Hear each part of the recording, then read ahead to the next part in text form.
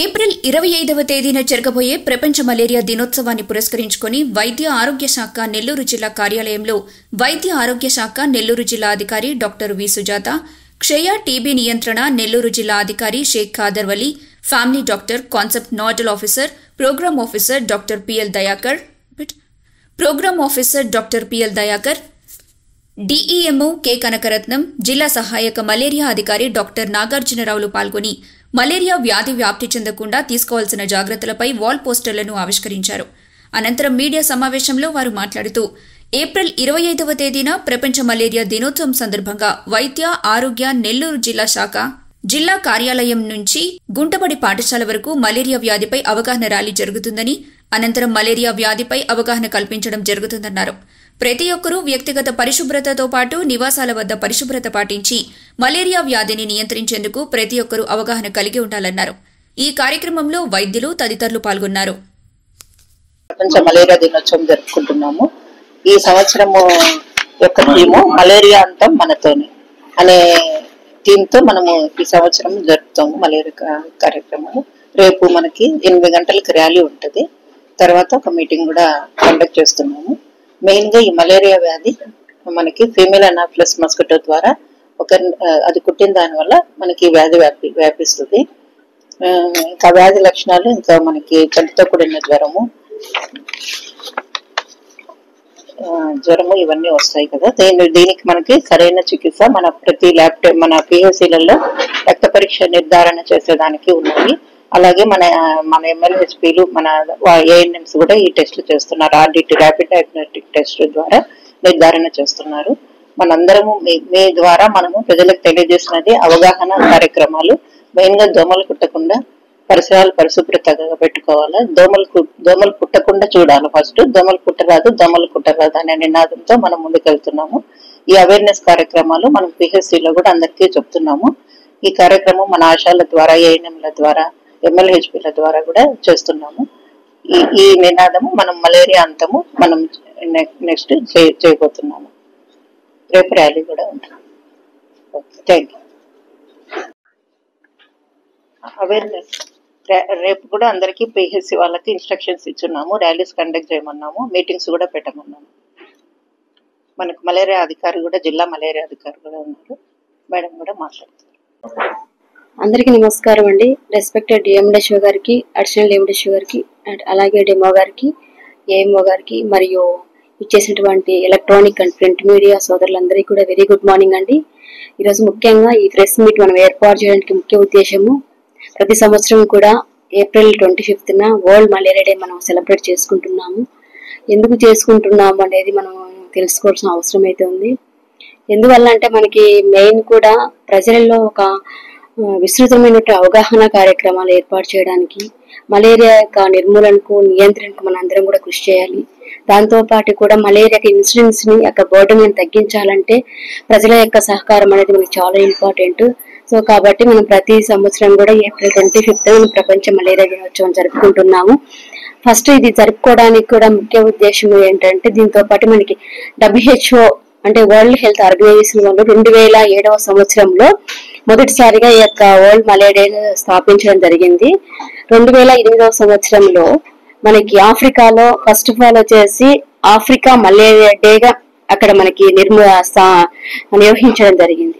2001 నుంచి కూడా ప్రతి సంవత్సరం కూడా ఆఫ్రికా మలేరియా డే అనేది తీసివేసి 2001 నుంచి ప్రపంచ మలేరియా దినోత్సవాన్ని ప్రతి సంవత్సరం కూడా అప్పటి నుంచి మనకి కంటిన్యూ అవుతూ ఉందన్నమాట. ఈ సంవత్సరం కూడా మనకు ఒక థీమ్ గవర్నమెంట్ ఇవ్వడం జరిగింది, మలేరియా అంతా మనతోనే.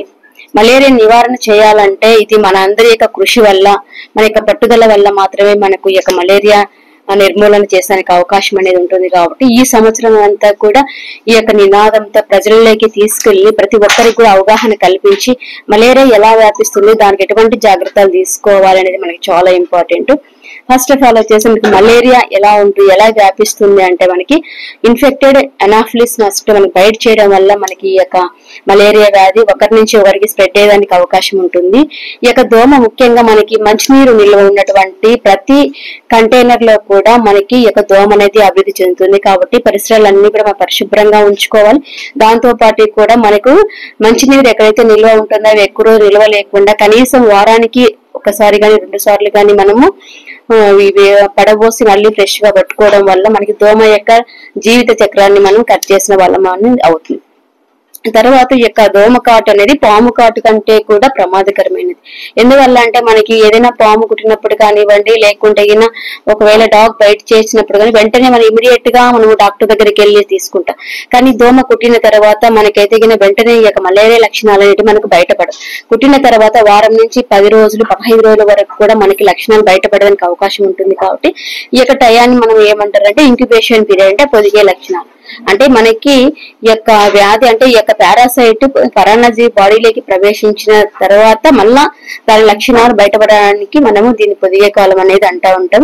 ఈ యొక్క వ్యాధి లక్షణాలు మనం చూసినట్లయితే ముఖ్యంగా మనకి తీవ్రమైన జ్వరం ఉంటుంది, అలాగే మనకు చెమటలు పట్టడము, నెక్స్ట్ చలి వణుకుతో కూడినటువంటి జ్వరము, ఆకలి మందగించడము, నెక్స్ట్ నీరసంగా ఉండడం, వామిటింగ్ సెన్సేషన్, అలాగే దాంతో పాటు కడుపు నొప్పి కూడా ఉండడానికి అవకాశం అనేది ఉంటుంది.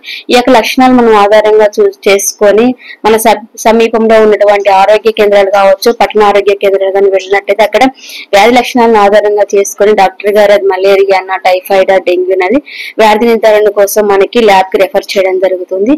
అక్కడే మనకి ప్రతి హెల్త్ ఇన్స్టిట్యూషన్ లో కూడా మనకి మలేరియా సంబంధించినటువంటి ల్యాబ్ నిర్ధారణ కానివ్వండి, అలాగే ట్రీట్మెంట్ అన్ని కూడా మనకి అవైలబుల్ ఉన్నాయి, అన్ని కూడా ఫ్రీగా చేయడం అనేది జరుగుతుంది.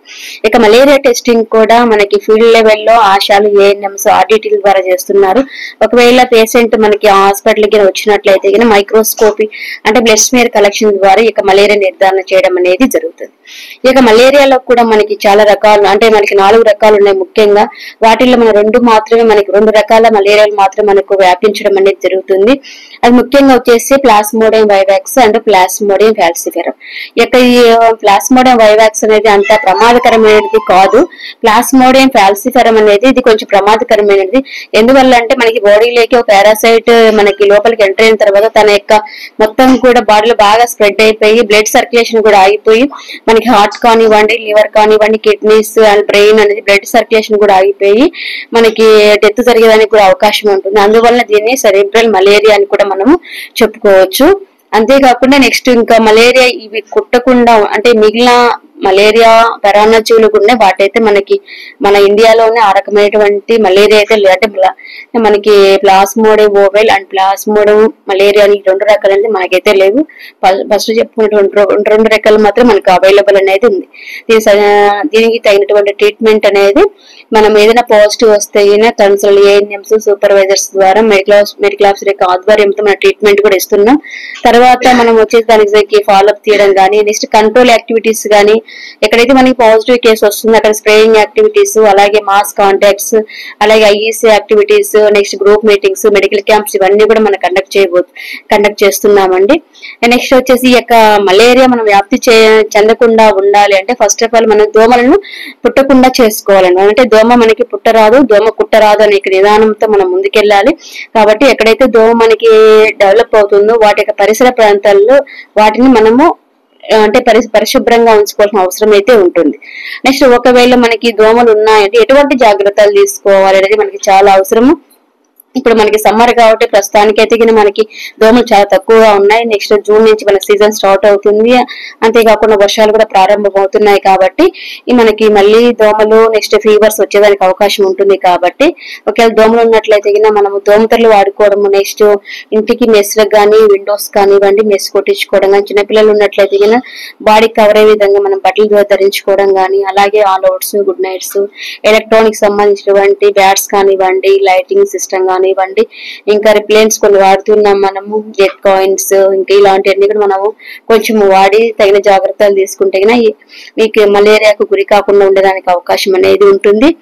ఎవరో వస్తారు ఎవరో చేస్తారు అటువంటిది కాకుండా మనం అందరం కూడా ప్రతి కుటుంబంలో ప్రతి వ్యక్తి కూడా కనీసం వారానికి ఒకసారి కానీ 2 సార్లు కానీ ఒక 10 minutes అంటే ఒక 10 నిమిషాలు ఒక వారానికి మన ఇంటి పరిసరాలు ఏమున్నాయి, పరిశుభ్రంగా ఉన్నాయా లేదా, ఒకవేళ ఏదైనా లార్వా బ్రీడింగ్ సోర్సెస్ ఏదైనా ఉంటే వాటిని మనం ఐడెంటిఫై చేసి వాటిని నిర్మూలన చేసినట్లయితే మనకి మలేరియా కలిగి అంటే దోమల వల్ల కలిగే వ్యాధులు మలేరియా కావచ్చు, dengue, chikungunya, JE, next filaria ఇలాంటి వ్యాధులకు గురి కాకుండా ఉండేదానికి అవకాశం అనేది ఉంటుంది. కాబట్టి ఈ యొక్క విషయాన్ని ప్రతి ఒక్కరు కూడా గమనించి ఎవరి ఇంటి పరిసరాలను ఎవరి ఇంటి చుట్టుపక్కల వాళ్ళు పరిశుభ్రంగా ఉంచుకున్నట్లయితే అయితే గనక ఎవరు కూడా ఇక దోమల వలన కలిగే వ్యాధులకు గురి కాకుండా ఉండడం అనేది జరుగుతుంది.